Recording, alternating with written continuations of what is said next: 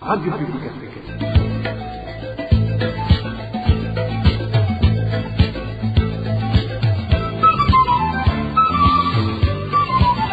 Radio Publique Africaine.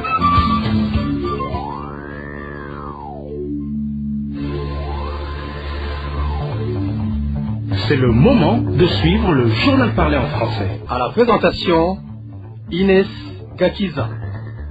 Lundi 10 octobre 2022, merci d'être au rendez-vous de notre journal. Les titres pour commencer. Des morgues spécifiques pour les militaires et Imbonerakure tombés sur le champ de bataille. Tout à l'heure, vous suivrez les détails sur ces morgues clandestines construites par l'armée burundaise. Le CNL appelle à l'exécution du jugement de la Cour de l'EAC déclarant anticonstitutionnel le troisième mandat du président Feu Pierre Nkurunziza. Ce parti interpelle le président Ndayishimiye. Et enfin, dans ce journal, vous suivrez les appels des habitants des différentes provinces du pays qui demandent intervention des autorités pour résoudre les difficultés de vie auxquelles ils font face. Voilà pour le sommaire. Dans quelques instants, c'est le développement.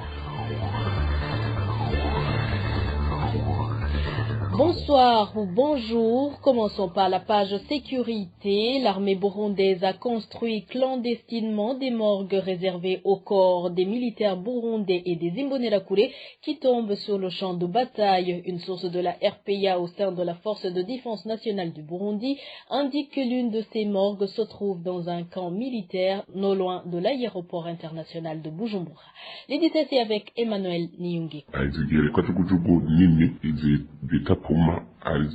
Certains corps de militaires burundais ainsi que des Imbonerakure qui sont tombés sur le champ de bataille en République démocratique du Congo sont rapatriés depuis un certain temps par des hélicoptères de l'armée burundaise pour être déposés à la morgue construite dans les enceintes du camp d'ECA passive. Ce dernier se trouve dans la clôture de l'aéroport international militaire Ndadaye en zone Rukaramu, commune Mutimbuzi, en province de Bujumbura. C'est plus précisément en bas de la route nationale numéro 5, Bujumbura-Chibitoke. Une source de la RPA parmi les militaires prestant dans son camp d'ECA passive parle des corps qui ont été rapatriés vers la fin du mois de septembre dernier.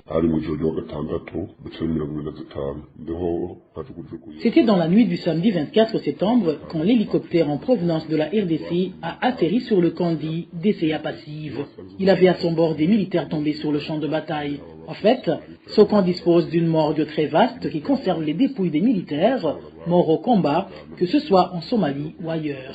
Ceux qui viennent des familles aisées sont par après transférés dans d'autres morgues de la mairie de Bujumbura. Quant aux militaires issus des familles pauvres, ils restent là jusqu'à leur enterrement.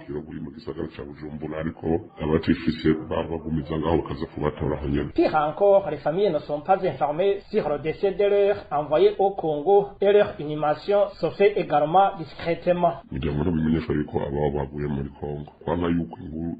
Les familles des victimes ne sont pas informées de la mort de leurs disparus en RDC pour éviter la large diffusion de cette information. Aujourd'hui, l'entrée de ce camp n'est pas facile.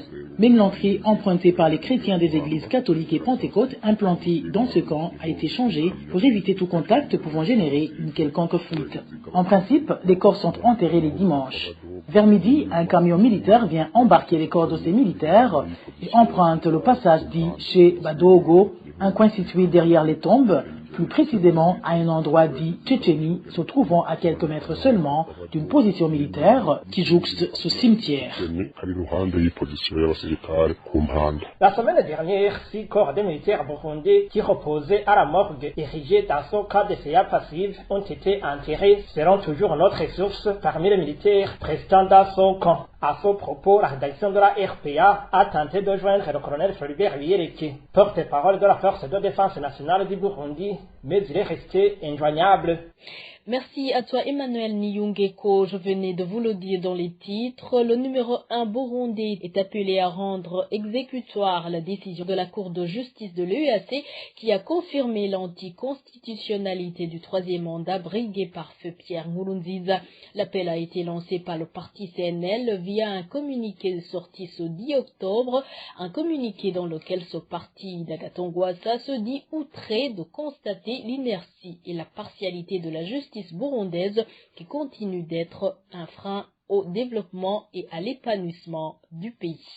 Josiane Moudaneza pour les détails. Dans ce communiqué daté de ce lundi 10 octobre et signé Agathon Rwasa, président du parti CNL, ce parti a d'abord tenu à exprimer son indignation de voir que malgré les beaux discours et les jérémiades des hautes autorités du pays, aucune mesure concrète n'a jamais été prise dans le sens de redresser le secteur de la justice qui ne cesse de briller par son manque d'indépendance. Un comportement qui, lit-on toujours dans ce communiqué, ne fait que faire fuir les investisseurs étrangers outrés par la corruption érigée en mode de gouvernance au Burundi. L'autre point mentionné dans ce communiqué, et qui n'est pas le moindre, concerne la décision rendue le 25 novembre 2021 par la Cour de justice de la communauté est-africaine, qui a fait savoir que non seulement le troisième mandat de feu, le président Pierre Nkurunziza, a violé la constitution du Burundi et les accords d'Arusha, mais aussi le traité de la communauté d'Afrique de l'Est, montrant ainsi que la Cour constitutionnelle, qui est le garant du strict respect de la Constitution, est incapable de faire prévaloir sa légalité, d'où il a été demandé au président Évariste Ndayishimiye de faire en sorte que les instances judiciaires burundaises soient réellement indépendantes.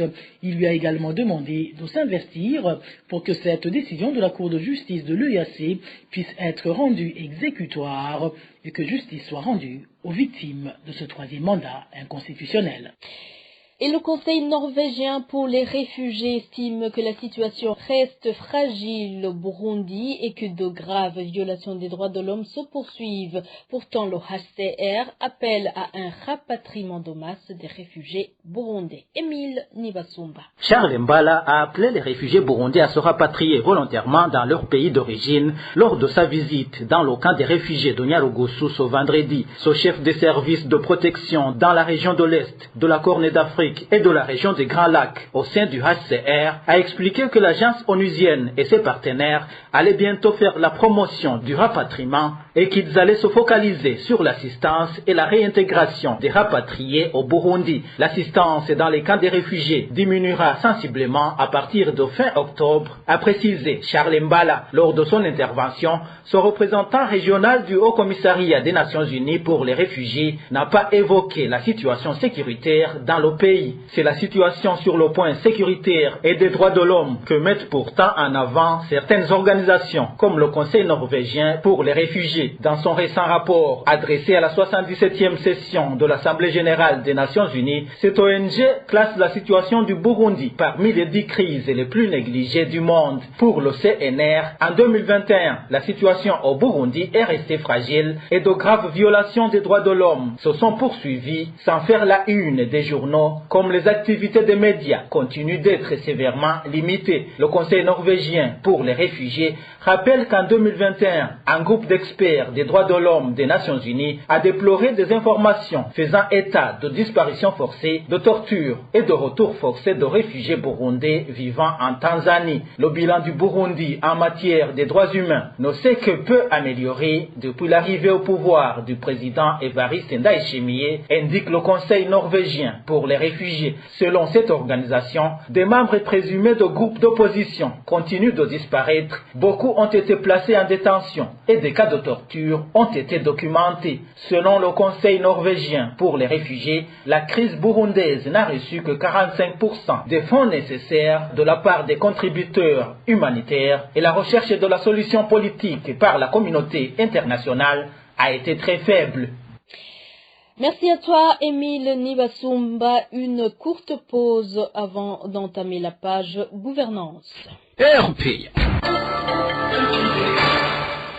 Les habitants de la commune Bukemba en province Rutana accusent l'administrateur de cette commune de malversation des biens de la commune et de s'approprier le commerce des produits de la Braroudi. Cette population interpelle ses supérieurs pour qu'ils le redressent. Dani-Claire Iratkoumva nous fait le point. Ces habitants de la commune Bukemba, dont les membres du parti au pouvoir, indiquent que leur administrateur est un commerçant des produits de la Braroudi. Lorsqu'il n'y a pas ces boissons dans leur commune, l'administrateur utilise le véhicule et le carburant de la commune pour aller les acheter dans d'autres communes, comme le révèle notre source. Comme membre du parti au pouvoir en commune de Bukemba, nous sommes attristés par ce que fait l'administrateur François Twagirayezu. Elle utilise le véhicule de la commune pour aller chercher les boissons dans la zone de Gitaba en commune de Rutana. et les gaspille les biens de la commune pour ses propres intérêts. Nombreux voient ce véhicule à Gitaba. Nous avons plusieurs fois alerté, mais rien n'a été fait. Mis à part cela, notre source fait également savoir que, depuis le mois d'août cette année, l'administrateur a fermé presque tous les bars de cette commune. Il a accusé aux propriétaires le non-respect des prix officiels, mais selon notre source, l'administrateur ne voulait que s'approprier le commerce de ses boissons. Allez vérifier le primus coûte 1600 francs burundais. Le prix de la moutarde varie entre 2000 et 2200 francs. Le boc coûte 1500 francs et tout l'approvisionnement de la commune va chez elle. Vous comprenez que ce comportement des autorités chétine le citoyen. Les bars qu'elle a fermés appartiennent à Vénan, Anissé, Germain et d'autres. Ils sont plus d'une vingtaine. Si on veut étancher la soif, on est obligé d'aller chez l'administrateur. Les habitants de la commune Ebukemba demandent aux supérieurs hiérarchiques de l'ère administrative de le redresser. La rédaction de la RPA a essayé de contacter Françoise Etouagilayezu, l'administrateur de la commune Ebukemba, mais son téléphone a sonné sans que personne ne décroche. Et les conducteurs des véhicules accusent les pompistes des stations-service de leur voler des quantités de carburant. Ces pompistes manipulent les pompes pour qu'elles servent une quantité inférieure à celle demandée par le client. Eric Nyonzima. Les consommateurs du carburant qui se sont entretenus avec la RPA dans les villes de Bujumbura, Gitega et Rumonge affirment que les pompistes des différentes stations-service trichent et leur servent une quantité inférieure à celle achetée. Ces pompistes manipulent la pompe comme le témoigne son chauffeur. Ils font ça au niveau des pompes et c'est très grave. Autrefois, le BBN vérifiait le fonctionnement des pompes, mais rien n'a changé. Les tricheries continuent. Ils veulent énormément. En fait, ils dérèglent la pompe à tel point qu'au lieu d'être servi d'un litre par exemple, tu es servi de 2/3 d'un litre. La manipulation se fait au niveau de la pompe. Ces conducteurs de véhicules s'en rendent compte lorsque le carburant leur servi ne leur permet pas de faire le trajet qu'ils devaient faire ou encore lorsqu'ils sont servis dans des bouteilles ou bidons, explique ce chauffeur. Premièrement, nous savons à quel degré nos véhicules consomment le carburant. Ainsi donc, compte tenu de cette consommation et de la distance parcourue, il est facile de conclure que la quantité servie n'était pas suffisante. L'autre vérification est faite lorsqu'on est servi dans une bouteille d'1,5 litre ou encore dans un bidon de 5 litres, par exemple. La preuve devient évidente puisque la bouteille ou le bidon démontre que la quantité n'est pas suffisante. Cette tricherie permet aux pompistes d'amasser de grosses sommes d'argent, ajoute notre source. Imaginez-vous lorsqu'ils enlèvent 2 litres sur la quantité de chaque client. Après avoir servi 30 ou 50 clients, ils encaissent beaucoup d'argent. Quoi qu'il y a des stations-service qui ont déjà été sanctionnées suite à cette tricherie, notamment à Gitega, la capitale politique, ces tricheries s'observent toujours. Les consommateurs de carburant demandent aux services habilités de lutter contre ces tricheries.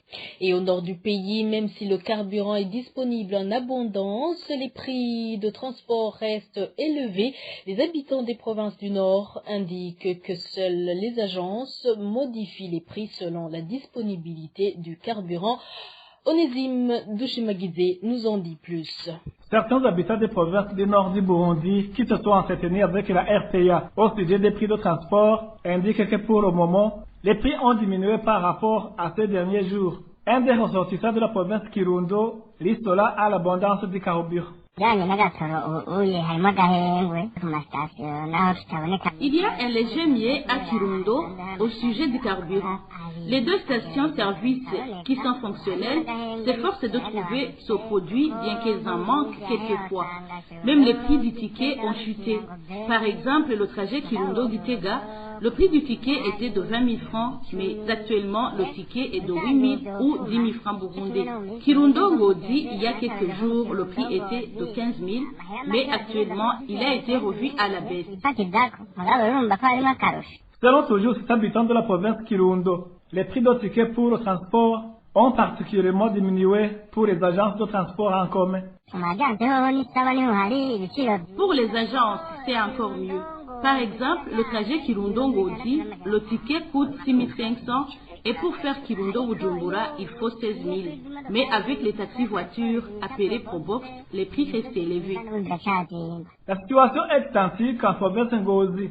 Les prix de transport pour les agences ont été revus à la normale. Ici, les agences sont nombreuses. Volcano, Eya Ponctuel, Memento et Gotracom, les prix sont normaux. Par exemple, Bujumbura Ngodi, le ticket est de 9 500 francs aller-retour. Mais pour les taxis appelés Kagongo, Probox ou encore les minibus, dits IAS, les prix restent élevés. Les habitants de cette province demandent aux autorités habilitées de régler cette question, surtout pour les voitures communément appelées Kagongo, qui n'ont rien changé jusqu'ici. Je vous rappelle que vous retrouvez le journal de la RPA également sur la page Facebook de la RPA, sur sa chaîne YouTube, sur le compte Twitter, mais également sur le www.rpa.bi. RPA. Hausse des prix des produits alimentaires de première nécessité au chef-lieu de la province Rumongue. Les habitants de la commune Rumongue indiquent qu'ils ne comprennent pas le motif de cette hausse, surtout que le carburant est pour le moment disponible. Éloge Divin, Remesha. Les habitants du chef-lieu de la province Rumongue indiquent que les prix des denrées alimentaires ne cessent d'augmenter en flèche ces derniers jours. Une hausse des prix qui a commencé à s'observer avec la carence du carburant au Burundi. Selon notre source à Rumongue, ce sont les denrées alimentaires de première nécessité qui sont devenues les plus chères. Ce sont les prix de riz et de haricots qui ont beaucoup grimpé. Le prix du haricot a passé de 1500 à 2000 francs burundais. Et là, il s'agit de haricots communément appelés Muchanganyiko. Et le haricot dit Kinure coûte 2500 francs pour le kilo. Le riz s'achetait à 1800 francs le kilo. Et aujourd'hui, le riz de dernière qualité cultivé ici au Burundi coûte 3000 francs le kilo. Au moment où le riz en provenance de la Tanzanie s'achète à 3600 francs le kilo. Mis à part le riz et les haricots, les prix des autres produits alimentaires ont été aussi augmentés. Les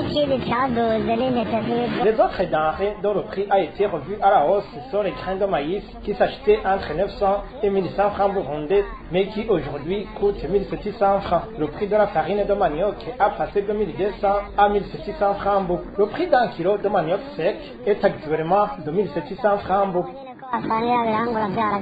Ces habitants de Rumongue disent que s'ils demandent aux commerçants la raison derrière cette hausse des prix, ces derniers leur répondent que les grossistes ont eux aussi revu à la hausse les prix. Ainsi, cette hausse laisse des inquiétudes chez les habitants de Rumongue qui indiquent qu'avec la disponibilité du carburant, ils espéraient la baisse des prix des produits alimentaires. Et enfin, les usagers du transport en commun qui se déplacent de la ville de Bujumbura vers la Sosumo en province Lutana se plaignent contre l'agence de voyage Gotracom qui opère sur cette voie. Ici, les passagers dénoncent le non-respect des heures de voyage et les désagréments en cours de route causés par le manque de l'outillage de véhicules en cas de panne. Marie-Ange Irakodze. Gotracom est la seule agence de transport en commun qui opère à partir de la capitale économique Bujumbura vers la Sosumo en province Rutana. Les clients de cette agence se plaignent toutefois du fait qu'ils sont souvent en difficulté d'arriver à destination suite à des pannes de véhicules en cours de route. Des pannes qui tardent à être réglées par manque d'outillage. Un tel incident s'est produit ce dimanche, comme l'indique l'un des clients de l'agence Gotracom. Nous avons pris le départ à 15h de Bujumbura. On avait dit 14h30 minutes, mais nous sommes partis à 15h précises. Puis la crevaison a eu lieu à Marois. On a alors attendu jusqu'à 19h. On y était arrivé à 17h10. Parmi 30 personnes à bord, il n'en restait qu'une dizaine. Les autres étaient partis à bord d'autres véhicules qui se rendaient dans leur direction. C'est vraiment fatigant et énervant, surtout que ça arrive souvent. Pour les passagers de Gotracom, il est alors insensé qu'un véhicule qui effectue un si long trajet ne soit pas doté d'un outillage complet, encore moins d'un pneu de réserve. Autre plainte, la non-ponctualité de bus de cette agence, souligne ce passager. Aucun véhicule de cette agence n'est doté d'un pneu de réserve, encore moins de l'outillage. C'est vraiment paradoxal chez toute une agence. Le problème réside donc au niveau de manque de pneus de réserve et le non-respect des heures de départ, alors que ça rentre dans les caractéristiques d'une agence de voyage. La clientèle de Gotracom regrette également le fait qu'elle paye souvent 2 fois pour un seul trajet suite aux pannes de véhicules de cette agence. Merci à toi aussi Marie-Ange. Il a causé c'est par ton reportage que nous mettons point final à ce journal. Merci de nous avoir prêté une oreille attentive. Merci également à toute l'équipe rédactionnelle, sans bien sûr oublier l'équipe technique. Au micro, vous étiez avec Inès Gakiza et excellente soirée chez vous.